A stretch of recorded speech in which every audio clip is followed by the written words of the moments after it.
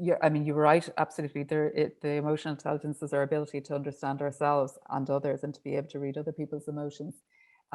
It is very difficult to read other people's emotions when we can't understand our own.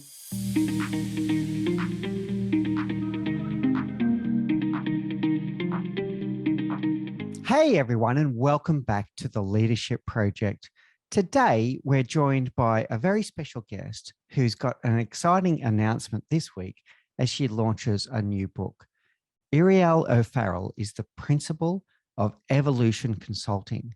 She's a change manager and she's the best-selling author of 3 books.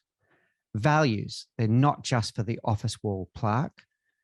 A book about smart objective setting for managers, and her new book, launched this week, The Manager's Dilemma. Irial's focus is on building better businesses and developing high-performance leaders with a focus on strategy, structure, culture, and capacity. And I'm very excited to talk to her today about her new book and what we can take as leaders away from it. When a lot of people think about emotional intelligence, they think about interpreting and reading the emotion of others. And that's part of it too, by the way, not to dismiss that. And you do need to do that. You need to be able to practice empathy. You need to be able to determine whether someone is in a good mindset on a given day, because emotions, just like you, they will have emotions impact their decision-making ability and their ability to do their job. So you do need to be able to interpret the emotions of others. I am qualified in emotional intelligence, and it is a fascinating area. And I love it because I love working with people with emotion around the emotional intelligence, because we can change our levels of emotional intelligence. And sometimes when it's more personality based, you get people go, well, that's just the way I am, so that's just it. There's nothing I can do about it. Whereas emotional intelligence, they don't get that get out clause. It's like, well, actually you can. But I suppose what emotional intelligence almost looks at is how aware you are. Like, it obviously is the intelligence that we can gather about ourselves and others by understanding the emotions. And well, if that emotion has risen up in me, where is that coming from? Why would I be feeling that emotion? What has triggered that emotion?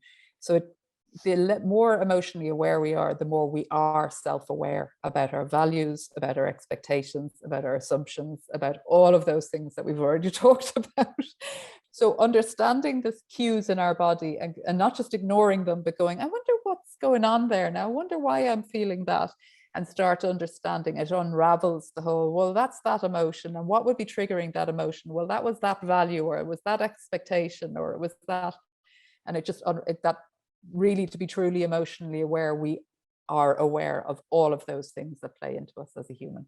And you're picking up some really important things. Understand what your own emotional triggers are.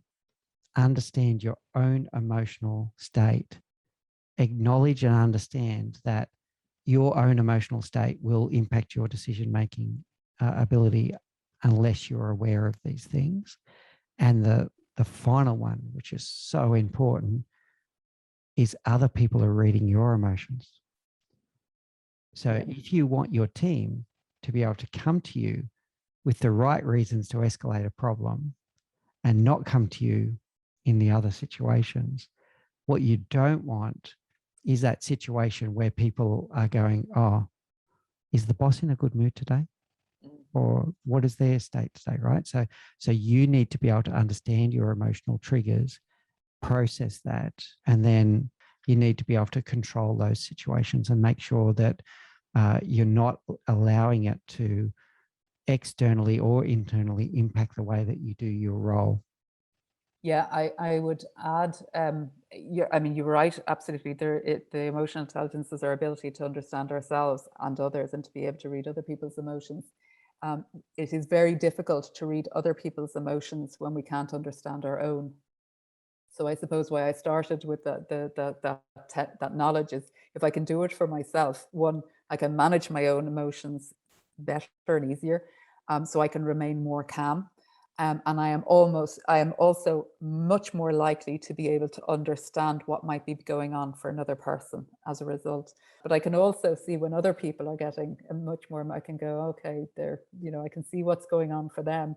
And so you can give people you can give them slack and go, look, now's not the right time, or we'll come back to it, or whatever. It's, so you're better able to I suppose, recognize that in other people.